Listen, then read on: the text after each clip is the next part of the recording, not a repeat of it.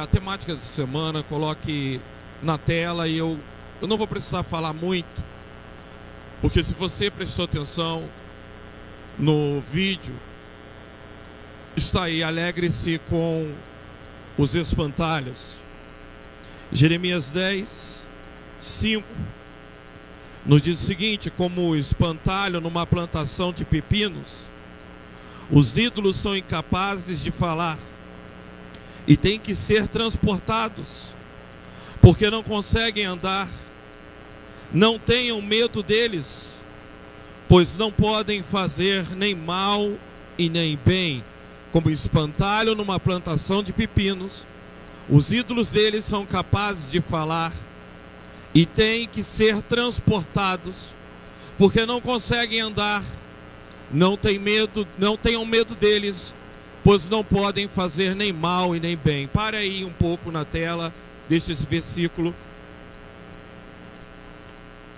Nós vamos olhar que durante a pandemia houve uma grande fome dos crentes por Deus e pelo culto. Alguns ansiavam tanto que a igreja voltasse a funcionar. Alguns tiveram medo, como Maria Mendonça chegou a procurar a igreja nesse período. Via a preocupação dela com o filho, com publicidade, nenhuma publicidade havia entrado, com shows. A outra cantora gospel escolheu deixar Deus conduzir a vida dela, conduzir o caminho dela. Todas duas morreram. Todas duas já estão falecidas.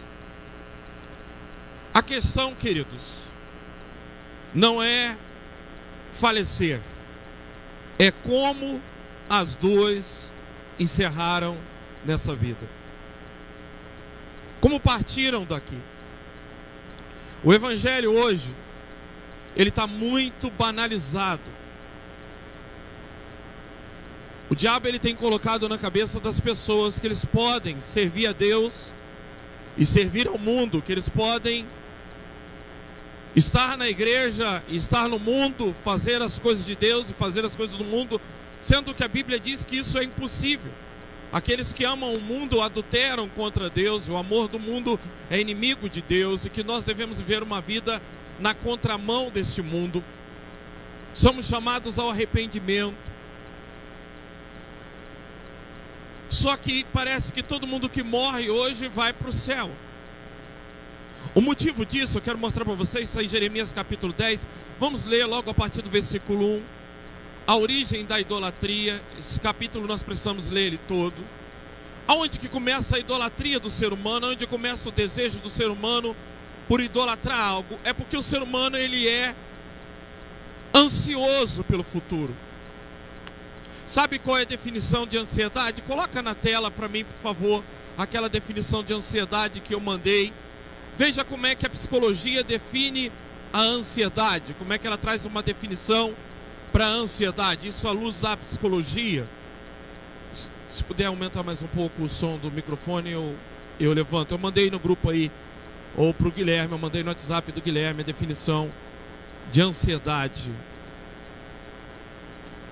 Veja como a psicologia define o que é ansiedade: uma emoção vaga e incômoda que é experimentada em antecipação. Uma emoção vaga e incômoda que é experimentada em antecipação a algum evento e fato futuro supostamente prejudicial. Um estado de apreensão, incerteza e medo resultante da antecipação de um evento ou situação ameaçador que pode ser realístico ou imaginário. Então a ansiedade, ela é nada mais e nada menos de um medo de um futuro incerto. Aonde vai dar a minha vida? Aonde vai dar as coisas? Aonde vai dar o meu futuro? A ansiedade, ela é o resultado de uma incerteza de um futuro, ou de querer entender o futuro, ou compreender como as coisas acabarão. Então veja o versículo 1 de Jeremias capítulo 10. Deus ele vai dizer uma coisa interessante. Ele vai dizer: olha, a que estado chega o ser humano? Ó, ouçam o que o Senhor diz a vocês, ó comunidade de Israel. Assim diz o Senhor: não aprendam as práticas das nações, nem se assustem com sinais no céu. Repita comigo: nem se assustem com sinais no céu. Embora as nações se assustem com eles. Olha, quem criou os céus, irmãos? Deus criou os céus. Deus criou a terra. Mas o ser humano, ele criou a astrologia, ele criou o horóscopo. Eu vejo no Facebook quantos crentes são curiosos. Clique aqui, você que nasceu em março, que tem um pé cruzado desse jeito, ou você que nasceu em fevereiro e logo embaixo vem dizendo algo sobre aquela pessoa e a personalidade. Tudo que se tem sobre, faça um teste aqui, e frases de Chico Xavier, e o crente ele está sempre ali cutucando aquelas coisas. Até tempos atrás teve aquela questão de saber como você ficaria velho. Muitos crentes colocaram ali as suas imagens, tudo um teste com o ser humano, que ele é ávido pelo futuro, que ele pensa que ele pode adivinhar o futuro. Então o ser humano, o que ele fez? Ele começou a ler cartas, ele começou a ler estrelas, ele começou a fazer das coisas criadas algo, um amuleto, ou algo que pudesse prever o futuro. Ele criou uma bola de cristal. Ele começou a pegar uma madeira e dar forma à madeira e fazer um pé de cabra ou um pé de coelho, dizendo que iria trazer proteção. Ele pega uma ferradura de um cavalo e coloca na porta. Ele coloca um galho de arruda. O ser humano, ele é cheio de misticismo com as coisas que Deus criou. Então as nações pagãs, elas pegavam os sinais nos céus e elas faziam algum tipo de predestinação, algum tipo de previsão futura. Então Deus está dizendo: olha, não temas essas previsões, não fiquem como as nações pagãs, acompanhando previsões dadas através de horóscopo, através da mãe de Ná, através do sistema político, social.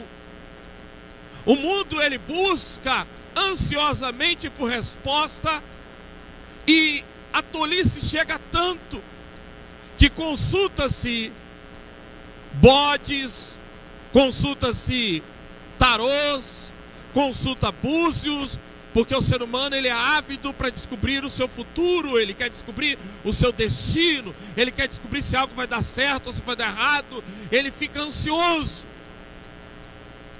Versículo 3.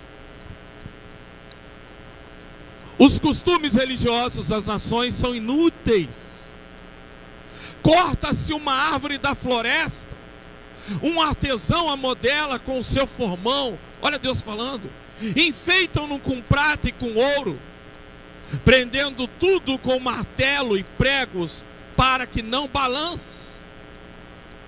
Como um espantalho numa plantação de pepinos, os ídolos são incapazes de falar e têm que ser transportados porque não conseguem andar. Não tenham medo deles, pois não pode fazer nenhum mal e nenhum bem. Agora dá uma olhada, Deus está dizendo que esses ídolos eles são como espantalhos. Os espantalhos eles são colocados em lavouras com o objetivo de espantar os pássaros, corvos. Agora o engraçado, queridos, é que aonde se tem um espantalho é porque a plantação é boa. Aonde se tem um espantalho é porque o que tem ali precisa ser protegido. Ninguém coloca um espantalho numa lavoura em que os frutos não são bons. Então Deus está dizendo: olha, eles têm o futuro como um espantalho. Eles olham para o futuro com medo. Para eles é como se fosse um espantalho, algo que lhes traz transtorno, que os espantam. Eles se assustam com o destino deles. Eles olham para o futuro e eles olham como os pássaros olham um espantalho na plantação do pepino. Mas Ninguém pode dizer, o que eles dizem não pode se concluir. O que eles falam não é de fato o que vai acontecer.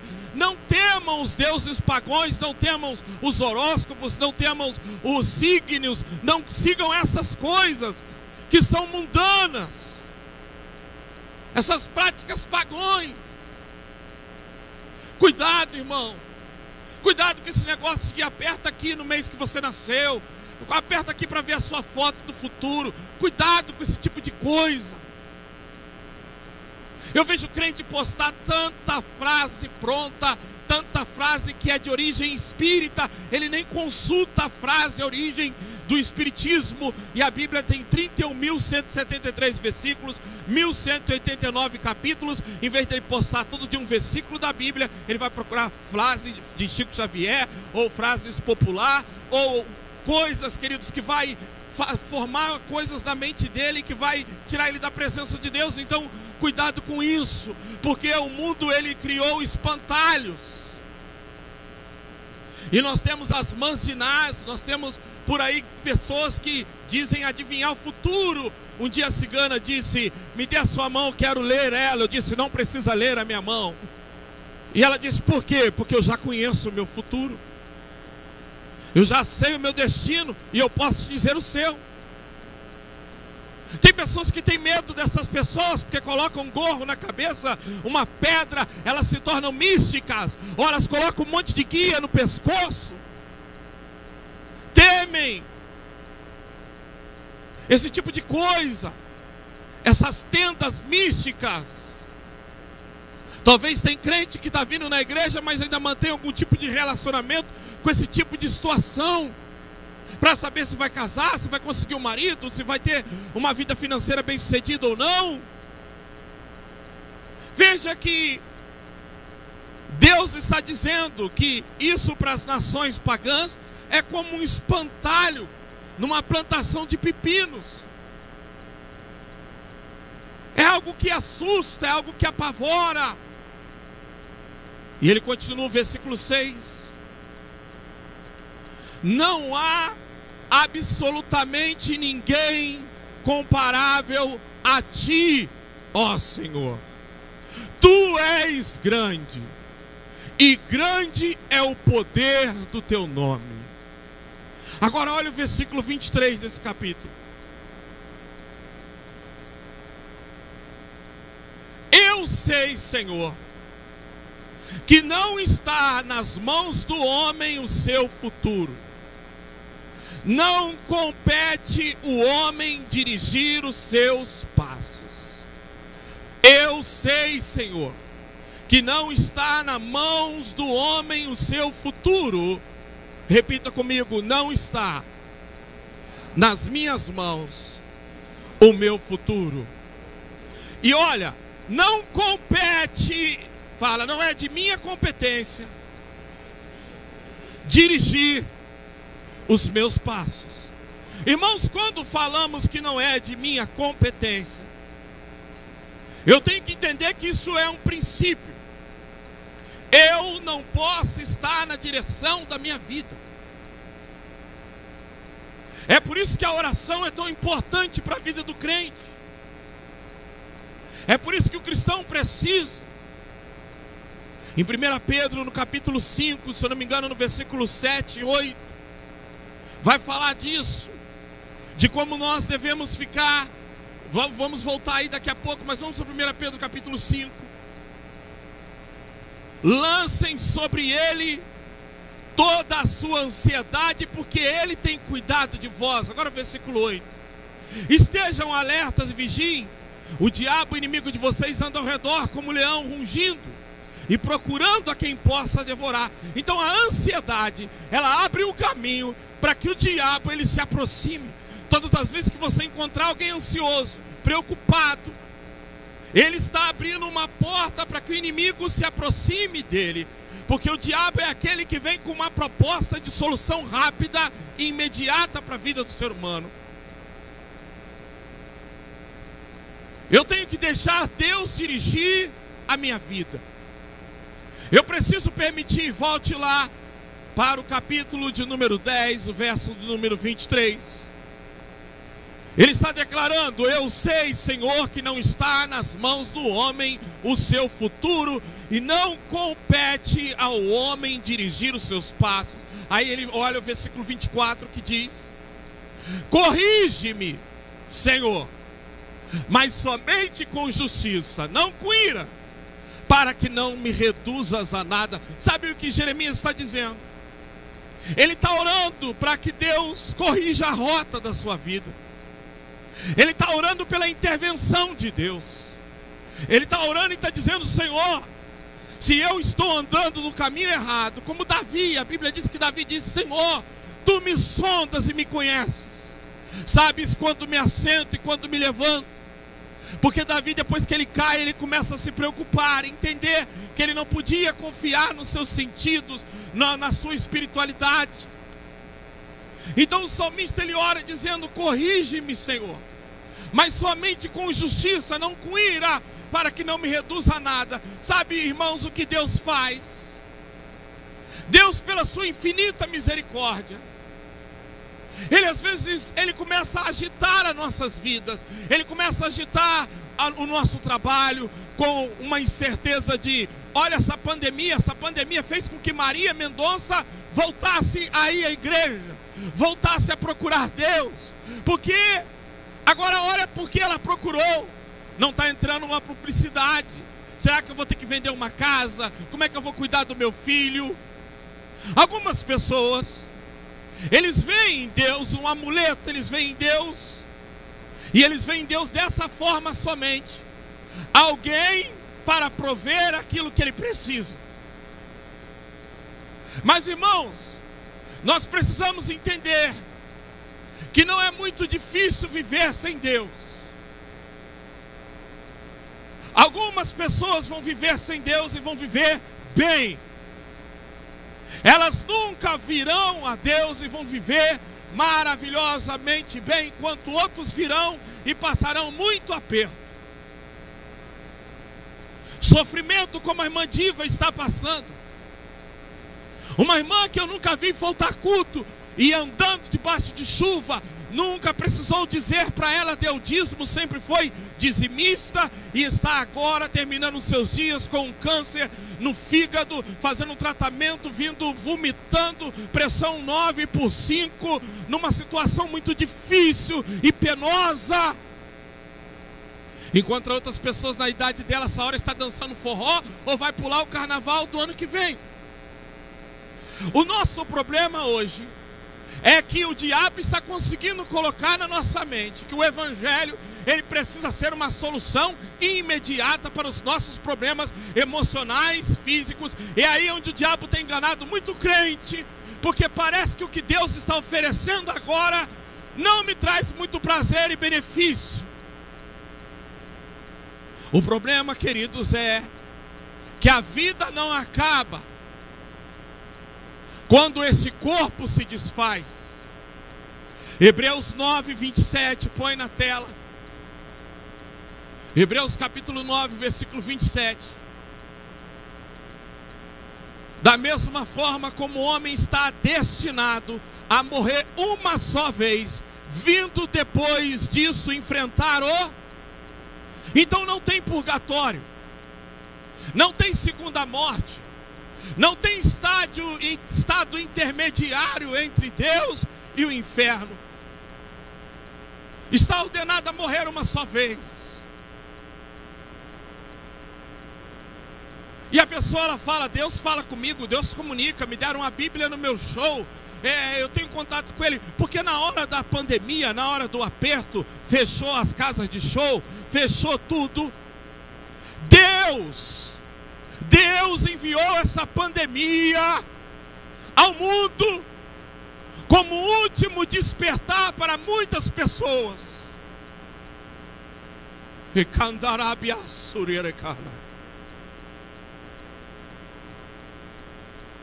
Ele enviou essa pandemia para sacudir o coração de muita gente desviado, afastado dos seus caminhos. E as pessoas, na hora da dificuldade, na hora do aperto, elas recorrem a Deus, e Deus sabe que a gente só vai procurar Ele nesse momento. É por isso que Deus, Ele permite situações difíceis da nossa vida, situações tribulosas, porque a única maneira do ser humano se chegar a Ele é quando o ser humano está incerto de alguma coisa, é quando o ser humano está duvidoso. Será que vou viver? Será que essa doença é para a morte? Será que meu casamento vai acabar? Então, quando ele está com dúvida, ele busca Deus. O problema é que se Deus resolve, ele se afasta de novo. É que se Deus, ele melhora, ele se esfria espiritualmente. É que nós não entendemos que o objetivo de adorarmos aqui é que Paulo disse que ainda que esse corpo se destrua, ainda receberemos um corpo de glória, onde não haverá doença, câncer ou nada, seremos transformados com Cristo. O problema dessa igreja hoje é que ela tem esquecido da eternidade.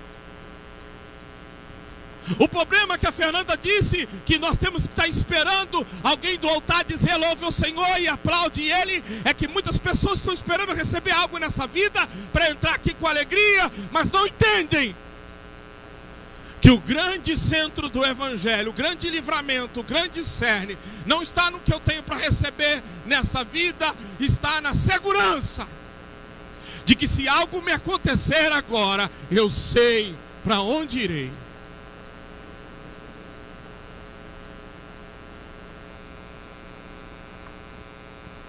Versículo, e nós quando vamos para Tiago capítulo 4, queridos, versículo 13, Tiago 4, 13, olha lá: ouçam agora vocês que dizem, hoje ou amanhã iremos para esta ou aquela cidade, e passaremos um ano ali, e faremos negócio e ganharemos dinheiro. Vocês nem sabem o que acontecerá amanhã. Que é a sua vida, Maria Mendonça? O que é a sua vida? Vocês são como uma neblina que aparece por um pouco, decola num avião e daqui a alguns minutos desaparece. Em vez disso, deveriam dizer: se o Senhor quiser, viveremos e faremos isto ou aquilo.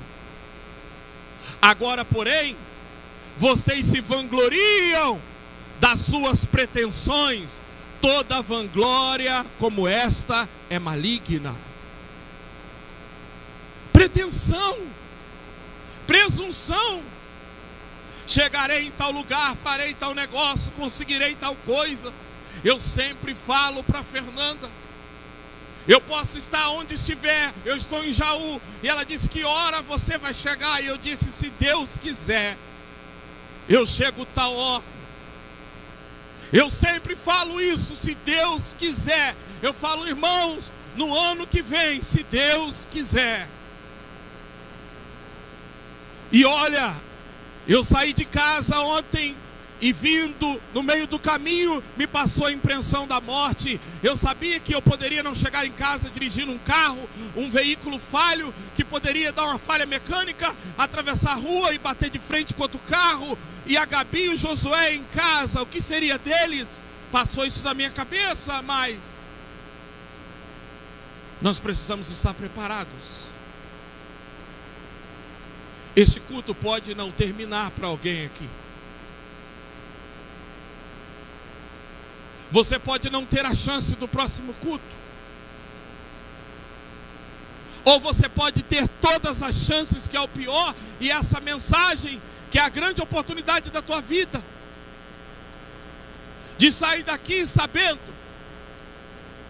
que os prazeres momentâneos desse mundo, irmãos, essa madrugada o Senhor me acordou para orar, e Ele me disse: prepare os teus ouvidos, porque eu vou trazer pessoas a você para confessar pecados. Minha igreja está cheia de pecados, meus filhos estão carregados de pecados. Prepare os seus ouvidos. Eu preciso limpar a minha igreja e tirar a neblina de sobre ela, que está impedindo que a minha luz brilhe naquele lugar.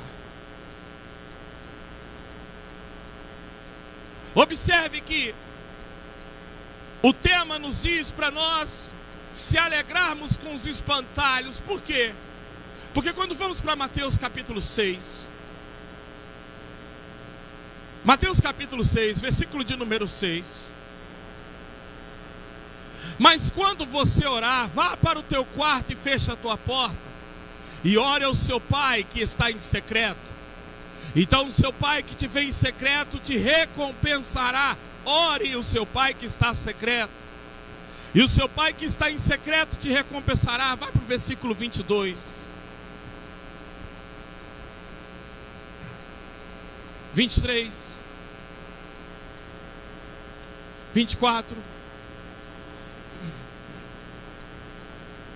Ninguém pode servir a dois senhores, pois odiará um e amará outro, ou se dedicará a um ou desprezará outro. Você não pode servir a Deus e ao dinheiro.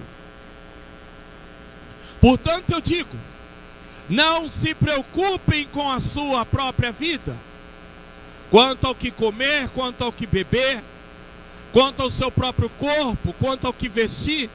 Não é a vida mais importante que a comida? Repita comigo, não é a vida mais importante que a comida? E o corpo mais importante que a roupa? 26. Observem as aves do céu. Observem as aves do céu. Não semeiam, nem colhem, nem armazenam em celeiros. Contudo, o Pai Celestial as alimenta. Não tem vocês muito mais valor do que elas? Os espantalhos são colocados para as aves. Eles servem para espantar aves. Mas Deus está dizendo que eu e você somos muito mais valiosos do que as aves dos céus. E Ele está dizendo que se Ele cuida delas, mesmo com pessoas colocando espantalhos em lavouras, se Ele as alimenta, Ele está dizendo quanto mais nós, seres humanos que Ele criou. 27. Quem de vocês, por mais que se preocupe, pode acrescentar uma hora que seja a sua vida? Por que vocês se preocupam com roupas? Veja como crescem os lírios do campo, eles não trabalham e nem tecem. Contudo eu digo que nem Salomão em todo o seu esplendor vestiu-se como um deles. Se Deus veste assim a erva do campo, que hoje existe e amanhã é lançada ao fogo, não vestirá muito mais a vocês, homens de pequena fé? Portanto, não se preocupem dizendo o que vamos comer, ou o que vamos beber, ou como vamos vestir. Pois os pagões é que correm atrás dessas coisas. Digam comigo, os pagões correm atrás. Mas, porém, o Pai Celestial sabe que vocês precisam, repita comigo, precisam. Preste atenção nisso. Não está dizendo que Deus não deixará você não ter o sentimento de que precisa de algo. Está dizendo que Deus sabe que você precisa. Todos vocês aqui nessa noite estão precisando de algo. Deus sabe que você precisa de algo, que você precisa da ajuda dEle. E eu quero te dizer que Ele está pronto para te ajudar. Só que eu quero que você entenda por que Deus gera crises em nossas vidas, por que Deus gera circunstâncias. Porque mais do que suprir as nossas necessidades dessa vida, Ele quer garantir as nossas necessidades eternas.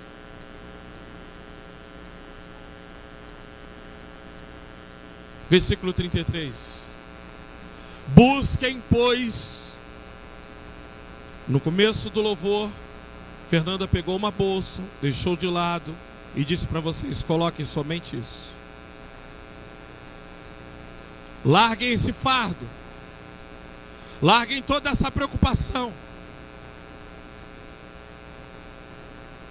Preocupações momentâneas. Busquem em primeiro lugar o reino de Deus e a sua justiça, e todas essas coisas serão acrescentadas a vocês. O problema é que nós temos invertido isso. Nós temos colocado em primeiro lugar as coisas dessa vida. E não só temos colocado as coisas dessa vida em primeiro lugar, nós temos colocado ela. O problema é colocar elas em primeiro lugar para Deus. Deus, primeiro eu quero meu casamento. Deus, primeiro eu quero meu trabalho. Primeiro eu quero minha faculdade. Primeiro eu quero isso. O problema é quando nós colocamos elas como primeiro. O que Jesus está dizendo é que eu devo buscar Deus acima de todas essas coisas. Eu devo manter o meu relacionamento com Deus e não deixar com que essas coisas me afastem dele. E à medida em que eu o sirvo, ele acrescenta à minha vida aquilo que eu necessito. Aprendemos logo no versículo 6 deste capítulo como devemos fazer.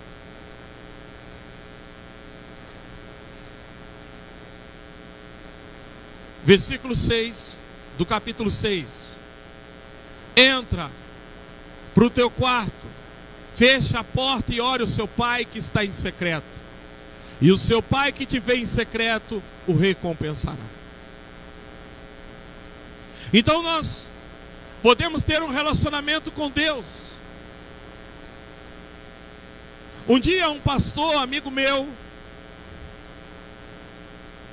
conversando com ele após um infarto que ele teve, ele me disse que ele nunca conseguiu orar mais de 5 minutos. Ele disse que ele começava a orar e começava a vir um monte de preocupação na cabeça dele, um monte de coisa para fazer, e ele se levantava da oração. Ele nunca conseguiu passar mais de 5 minutos de oração, e ele fica impressionado quando ele diz que uma pessoa fica meia hora orando, 20 minutos orando, ou 1 hora e meia. Só que no dia que ele sentiu a dor do infarto, que ele ouviu a voz de Deus dizendo para ele: volte em casa e fale com a sua mulher que você está partindo, se despede da tua família, porque você vai morrer. E ele voltou em casa, Fabão Farias. Sua mulher o leva para o hospital. Ele chega lá roxo, entra, agora já não pode fazer mais nada, está na mão dos médicos, e sua mulher começa a clamar e orar na porta do hospital. Ele está lá dentro e ele passa por aquele processo de infarto, e Deus lhe dá um livramento, lhe dá uma oportunidade. E ele disse que ele pede ao enfermeiro uma caneta emprestada, porque ele estava com a Bíblia, ele sempre fazia as anotações, ele não consegue ler sem anotar, e ele gosta de fazer as anotações. E o enfermeiro deu a caneta para ele. De repente o enfermeiro chega para ele no pé da cama e diz para ele: a partir daqui, Deus te manda dizer algo, Ele quer que você seja como Daniel. E Daniel, queridos, ele só orava 3 vezes ao dia. E ele levava isso tão a sério, que fizeram um edito na Babilônia, que quem orasse ou clamasse a outro Deus, a não ser-se ao rei naqueles dias, é lançado na cova dos leões. Ele mesmo assim foi orar e foi para a cova dos leões, mas não deixou um momento de falar com Deus. Oração é uma coisa que faz com que eu permita que Deus guie, me oriente. A oração, quando eu me coloco diante de Deus em oração, eu estou dizendo: Deus, eu não posso isso se o Senhor não for. Eu não consigo chegar se o Senhor não estiver comigo. Eu não posso nada se o Senhor não estiver na frente. Quando eu e a Fernanda vamos para São Paulo, mesmo indo para o encontro de pastores, nós oramos: Deus, nos leve até lá e nos traga de volta para a nossa casa. Ouvi uma história de uma menina que desviou do evangelho, e a mãe sempre orando e chamando ela para ir para a igreja. Um dia encostou as amigas e disse: vamos para a balada. E a mãe disse: filha, não vai, eu estou sentindo que você não deve ir. Ah, mãe, eu estou indo, ó, tchau, não enche. E a mãe disse: que Deus vá com você. E ela disse: só se ele for lá no porta-malas, porque aqui dentro não tem lugar para ele. O carro bateu, deu perca total, todas morreram. E o único lugar intacto do carro, onde tinha ainda uma dúzia de ovos, foi o porta-mala do carro, aonde ela colocou Deus.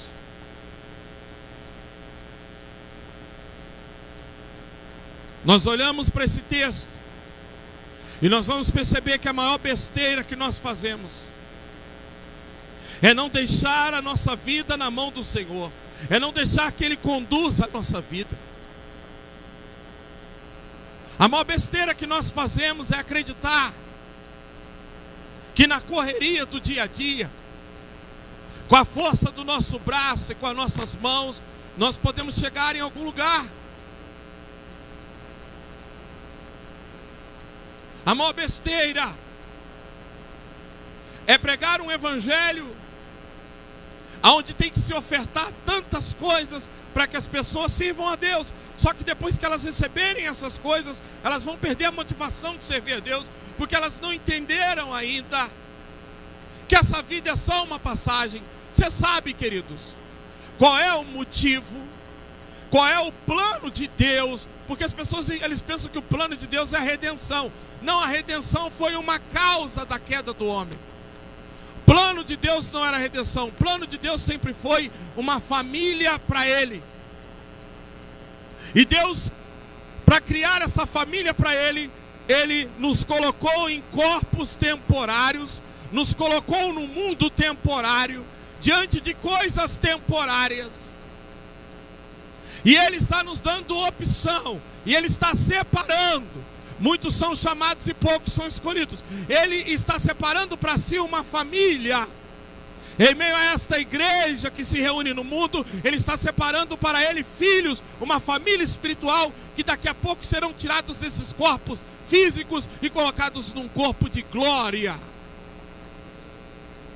Um corpo onde enfermidade e onde tristeza, onde depressão e ansiedade não vai ter mais poder, nem a fome, nem o sexo. Tantas mulheres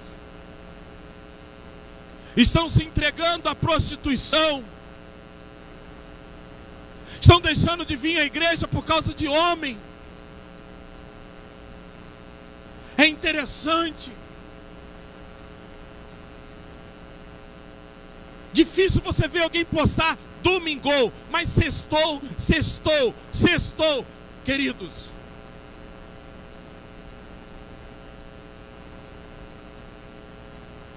nós precisamos pedir a Deus sede e fome, e chegar o domingo e fazemos questão de compartilhar e dizer: hoje é dia de ir na casa de Deus. Agora eu vou fazer o que lá? Qual o motivo que eu tenho de adorar? Eu não sei o dia de amanhã, eu não sei o que vai acontecer daqui a pouco, eu nem sei se eu vou terminar vivo este culto. O evangelho é mais do que bênçãos temporárias. Cuidado você que está se deixando pecar, mentindo para manter coisas materiais. Cuidado você que está tendo que mentir no emprego para se sustentar. Cuidado você que está com a sua vida permeada de pecados e ao mesmo tempo na igreja enganado. Cuidado, porque batismo não é fuga, igreja não é fuga. A única forma de fugirmos do juízo é nos arrependermos e nos deixarmos ser guiados por Deus.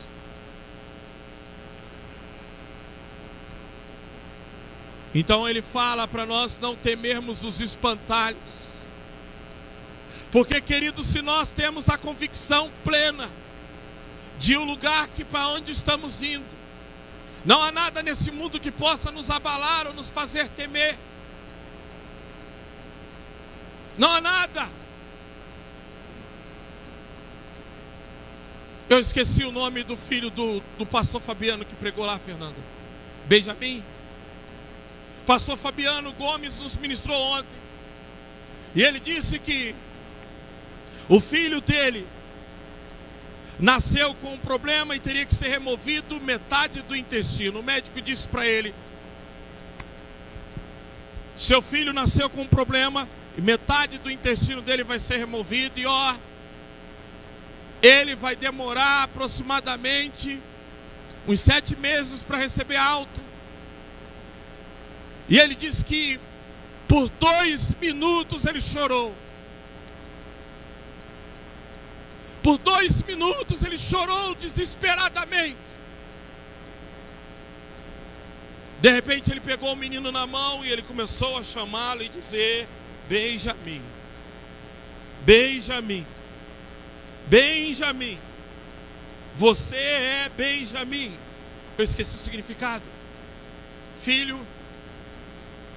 Depois alguém vê para mim, por favor. E ele começou a chamar Benjamin, Benjamin.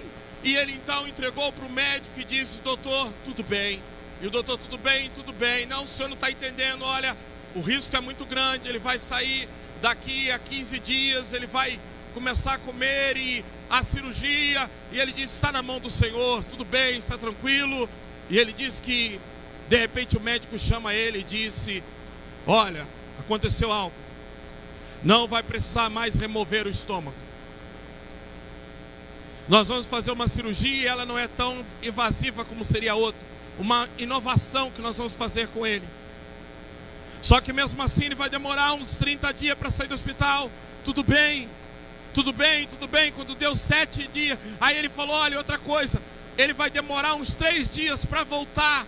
Assim que operarmos, não fica assustado, ele vai demorar uns 3 dias. E quando ele voltar, ele vai voltar meio grogue. E operou o menino. E ele disse que passou 3 minutos. O médico disse: vem aqui, o que está acontecendo? Olha, eu nunca vi isso, como é que ele está? Ele está agitado, o menino já voltou, ele já está se mexendo. 30 dias saí do hospital, 7 dias o médico disse: pode ir, mas você vai ter que vir todo mês aqui. Todo mês você vai precisar vir, porque tem que fazer um check-up nele. Aliás, perdão, de 15 dias. E ele voltou 15 dias, o médico disse: não, pode voltar daqui a 30. Ele voltou 30, o médico disse: pode vir daqui a 6 meses. Ele voltou 6 meses, o médico disse: pode voltar daqui a 1 ano. Ele voltou 1 ano, o médico disse: não precisa voltar mais.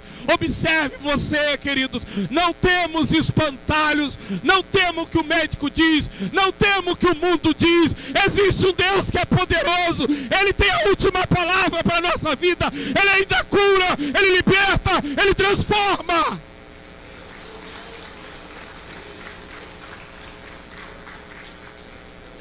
Mas quando nós estamos deixando de pregar e crer nesse Deus, o que está acontecendo é uma igreja desesperada e amedrontada. Mas uma onda de Covid está vindo da China. A China começa a guardar comida. Mais um espantalho vem por aí. Mais uma oportunidade a igreja vai ter. Veja como o mundo já começa a se preparar para o carnaval. Esgotou-se os ingressos.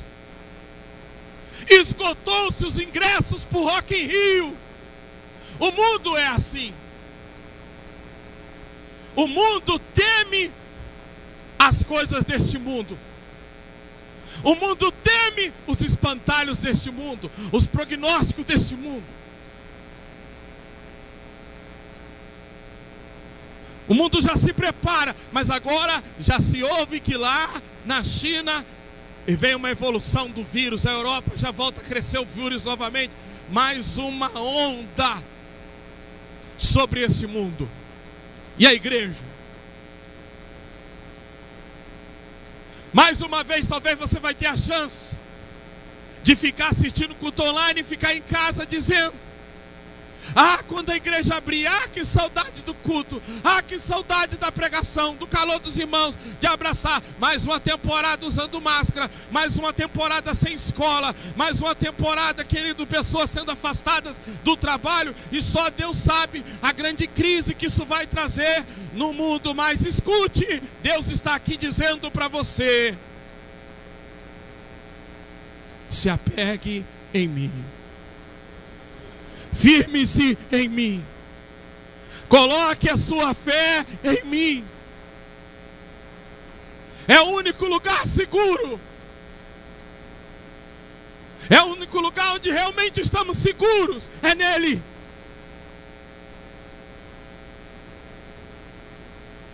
Quando a ciência falha, quando o mundo diz que não tem jeito, ainda existe um Deus que tudo governa, e a Bíblia diz, Jeremias disse, ouçam, Ele pode tudo. Olha o versículo 6.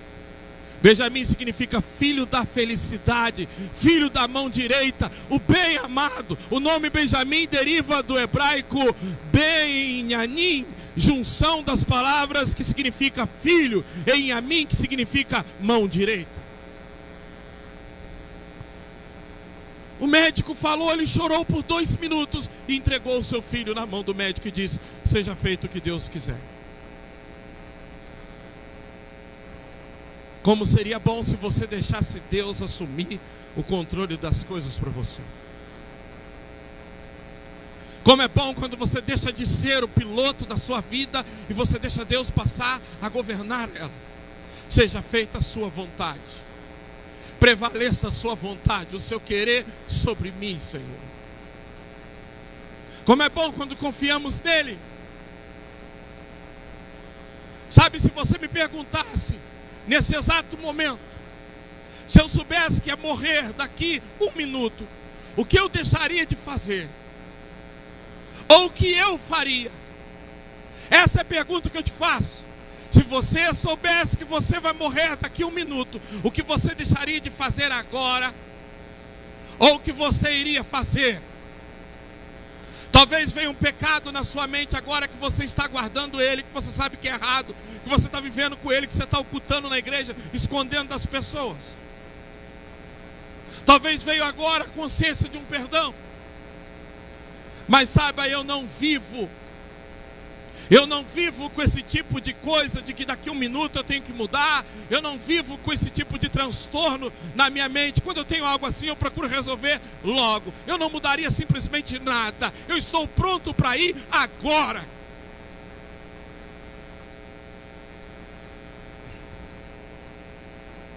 Mas pastor, os seus filhos e a sua esposa, como é que vai ficar?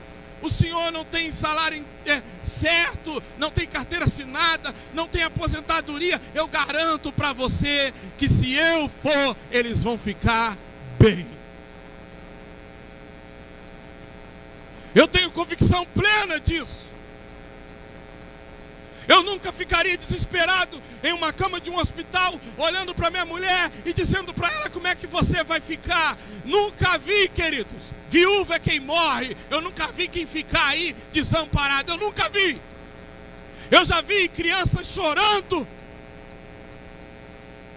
Os pais partem, mas Deus sempre coloca pessoas para cuidar de outras pessoas. A irmã Ana foi deixada com as suas irmãs bem pequenas pela sua mãe, que foi embora, e ela teve que sair com as suas irmãs, dando uma para cada vizinho, mas ela está aí viva e ainda está cuidando da sua própria mãe que abandonou. Eu nunca vi Deus desamparar um ser humano, um mendigo que seja, ficar sem comida. É mentira. Mas o ser humano, ele cria para si espantalhos. Uma irmã dessa igreja chegou para mim e disse: pastor, estou saindo da igreja porque eu vou voltar para a minha religião matriz, eu sou afro. E eu disse para ela: irmã, você está equivocada. Não, eu sou de religião africana, do candomblé, da Umbanda. Eu falei: como assim? Eu fui na África, é um dos países mais cristãos que tem, são as pessoas que mais adoram a Deus. Esse negócio do escravo, do Mulu, do Zé Pilintra, esse negócio do preto velho, esse negócio de ancestral, são demônios, sem engano. Nós viemos de Adão, Adão significa vermelho. Todos nós somos uma raça só, pretos, brancos, japoneses, loiros, vivendo em países diferentes, mas todos nós viemos de uma raça. Não tem esse negócio de que eu pertenço a tal religião, ou pertenço a tal lugar. Isso são espantalhos. Nós viemos de um Deus, fomos criados por Ele, de uma matriz, Adão e Eva. Ele criou o mundo, Ele criou o universo, Ele governa.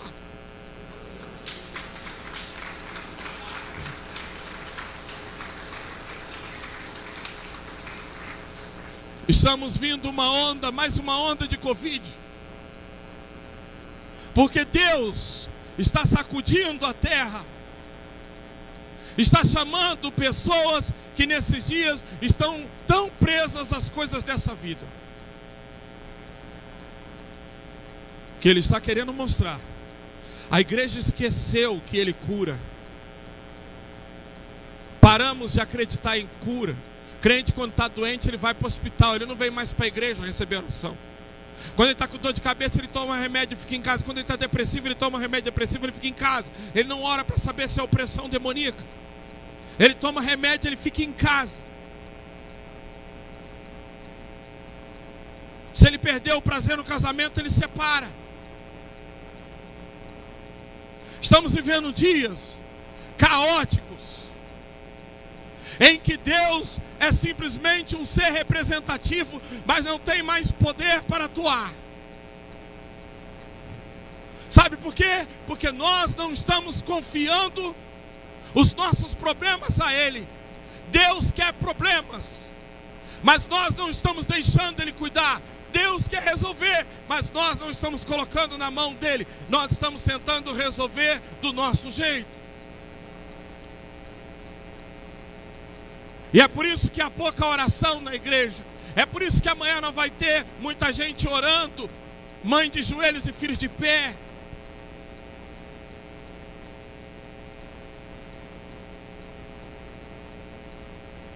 É por isso que semana que vem o alvo de 100 mulheres não será alcançado. Somente 80 mulheres virão para saber quem são elas na mão do oleiro.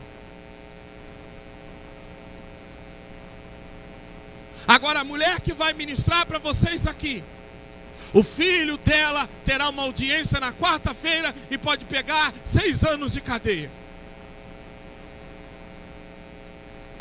E se ele pegar 6 anos de cadeia, ela vai estar aqui no sábado ministrando do mesmo jeito.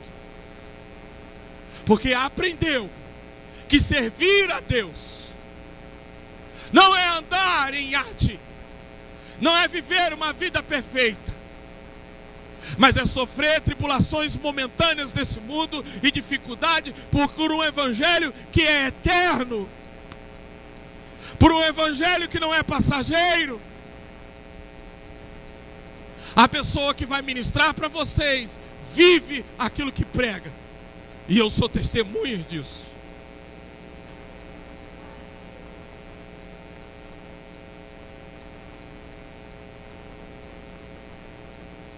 Aquele pastor, ele pôde deixar o seu filho na mão de Deus. Sabe, eu não tomei uma vacina de Covid. Uma. Vou para o hospital do câncer, volto. Os irmãos que estavam com Covid, eu disse: vem trabalhar na igreja. Vem trabalhar comigo, vocês estão no leprosário, vem aqui, vão trabalhar. E fui condenado. Teve irmã da própria igreja que vocês estão fazendo aí na igreja, tudo errado. Porque a Bíblia diz que nós seríamos entregues pelos nossos próprios irmãos, denunciados. Mas no tempo do coronavírus, esse templo foi construído. Sabe, a temática dessa semana vai ensinar isso. Que os espantalhos é uma oportunidade de prosperarmos e mostrarmos a nossa fé. Os espantalhos desse mundo é uma oportunidade de nós mostrarmos que existe um Deus verdadeiro. O Covid-19 é uma oportunidade para mostrarmos que temos um Deus que está no controle de tudo. E por mais que esse vírus venha e nos mate, ele só pode destruir um corpo físico, mas não pode me aprisionar. Pelo contrário, voltarei para o meu lar, serei livre deste mundo temporário e viverei eternamente com o meu Pai, com o meu lar celestial.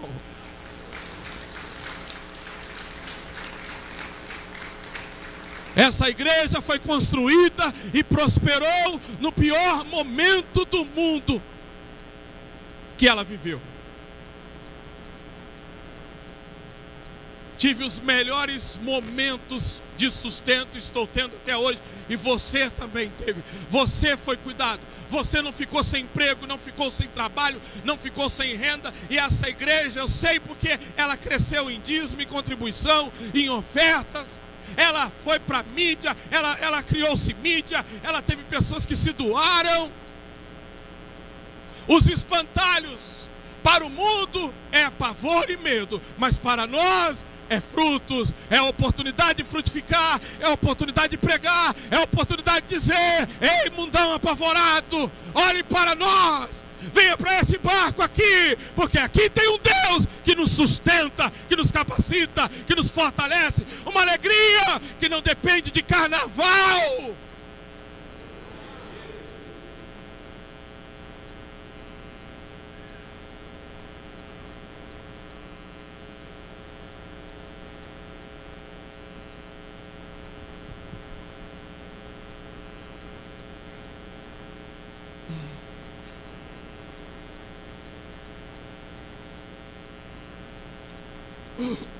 Provérbios capítulo número 30. Antes dá uma olhada no Salmo 37, versículo 37 ao 38, coloca na tela. Irmãos, preste atenção. Eu ia mandar uma mensagem no grupo da igreja de madrugada, mas eu apaguei tudo que eu escrevi.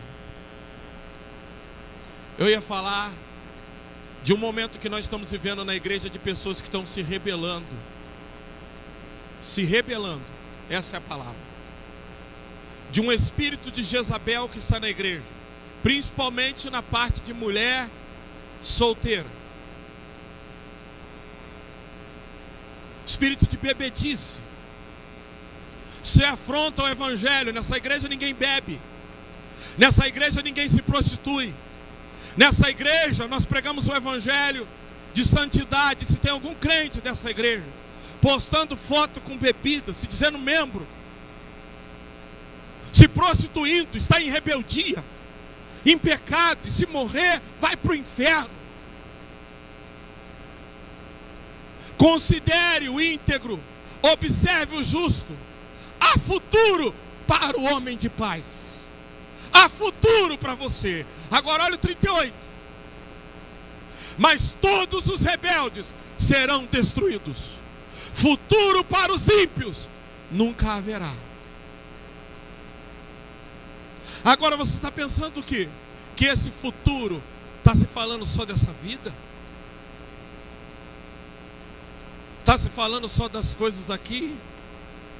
A Bíblia conta a parábola de um homem bem sucedido, que a lavoura dele prosperou, e ele disse: caramba, plantei a segunda plantação e foi melhor do que a primeira. Eu vou destruir esse celeiro que está pequeno, e agora eu vou colocar coisas num celeiro maior. E veio uma voz, ele disse: louco, essa noite lhe pedirão a tua alma, e para Deus o que tens reservado.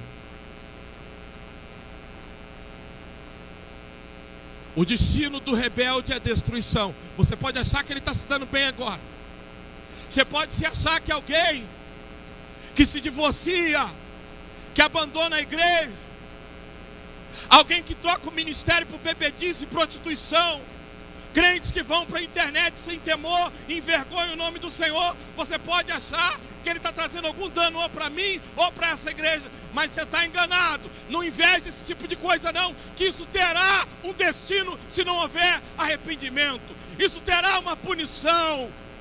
Não volte os teus olhos para esse tipo de pessoa que não teme a Deus, que é ímpio, que tem um comportamento pecaminoso, que posta sextou, que posta foto com bebida, que afronta a igreja de Cristo e o sangue imaculado do Filho de Deus. Haverá castigo, haverá punição.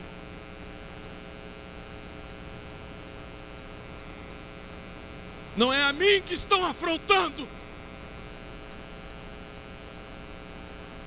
Estão afrontando o Senhor da igreja. E lá em Jeremias, no capítulo 10, dá uma olhada. No versículo 24. Esse Deus que a gente fala que é amor. Mas olha o que Jeremias diz. Corrige-me, Senhor, mas somente com justiça, não com ira, para que não me reduzas a nada. Sabe por quê, queridos? Nós estamos acostumados a ver um Deus que está sempre assim, tudo bem, escarnece de mim, da minha obra, do evangelho, está tudo tranquilo.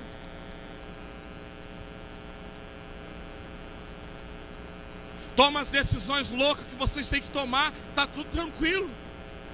E se você não tomar cuidado, você vai sendo inflamado por esse tipo de comportamento e rebeldia, que é uma rebeldia pública. Pública. Eu não vejo porque essas coisas me bloqueiam de ver. Os outros têm que me falar, porque não pensa que me permite ver. Escondem, tem forma de ocultar do homem, mas de Deus não.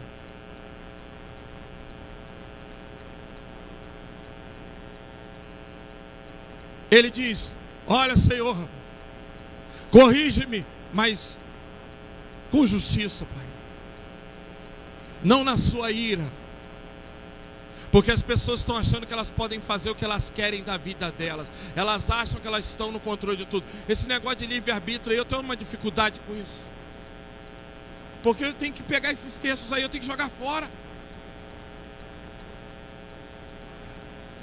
Eu tenho livre-arbítrio.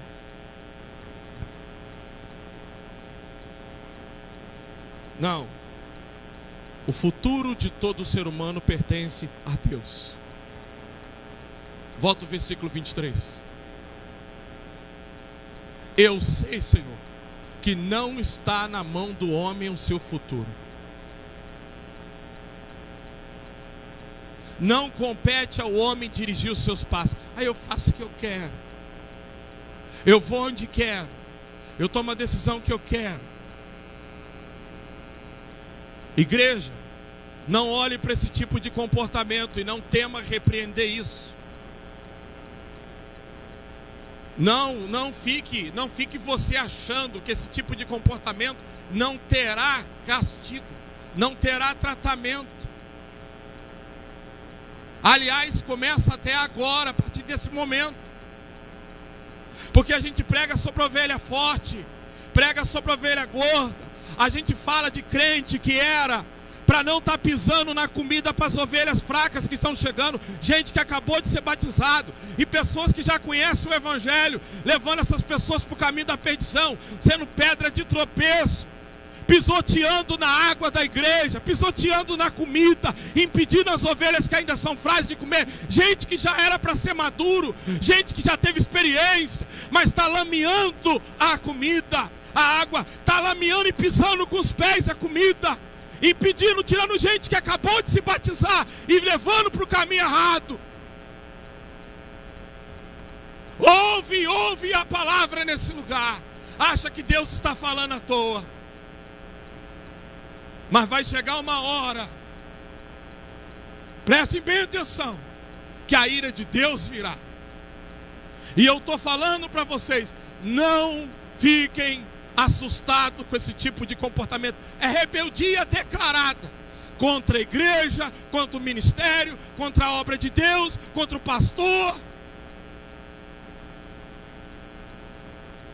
Nessa igreja ninguém bebe.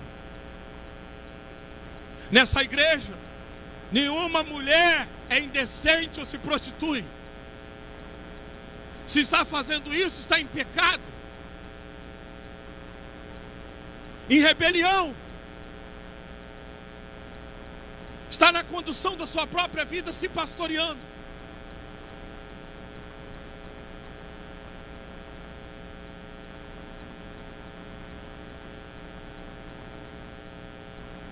Talvez você diga: pastor, então por que você não faz alguma coisa? O meu papel como pastor, queridos, é tentar ainda abrir os olhos, é orar pela salvação. O meu papel não é o papel de juízo, o meu papel é de apacentar e tentar livrar a pessoa da ira, porque eu não estou aqui para julgar. A gente não tem prazer com que essas pessoas se percam, não há alegria nisso. Só que eu tenho que dizer para vocês: não admire esse comportamento. Não deixe que isso te influencie de jeito nenhum. Sai fora. Porque de Deus não se zomba, diz a Bíblia. De Deus não se zomba. Tudo que o homem semear, ele vai colher. Versículo 24. Ele está orando e dizendo: corrija-me, mas com justiça, não com ira.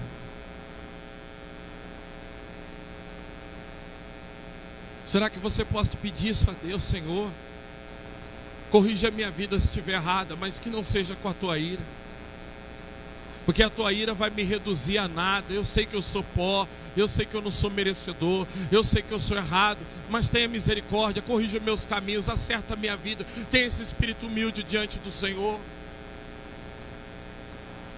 Meu Deus, eu nem sabia que eu ia falar tanto. Para mim eu só ia passar aqueles vídeos. Hoje eu achei que é o dia que eu não ia nem pregar.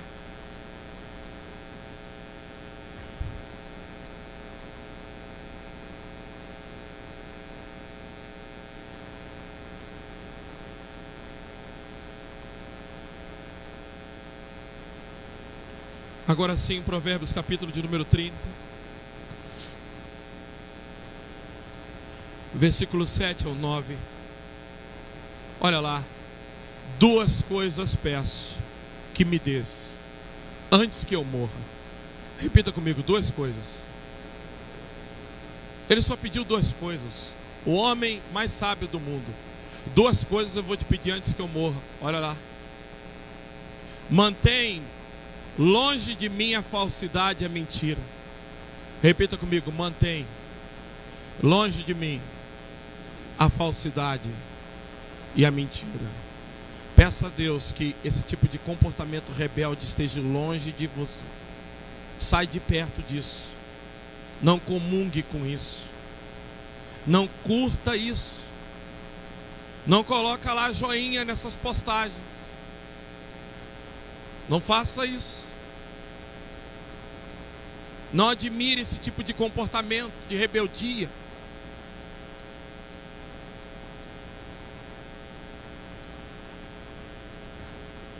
Mantém longe de mim a falsidade e a mentira.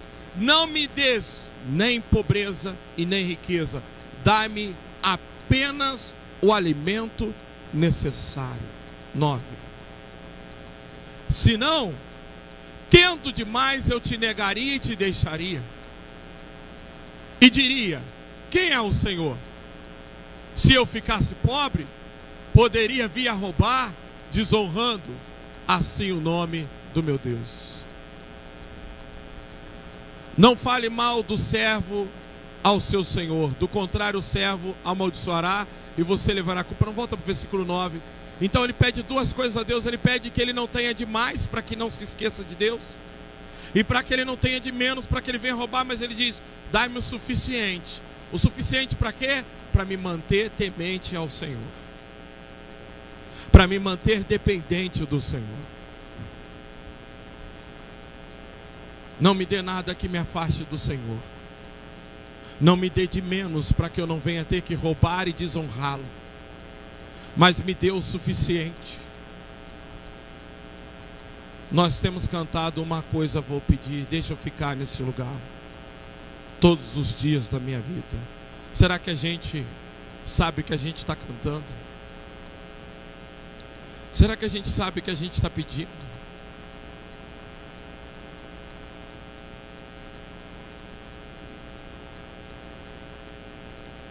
Eu quero liberar uma palavra sobre a sua vida. Eu quero chamar o ministério de louvor aqui.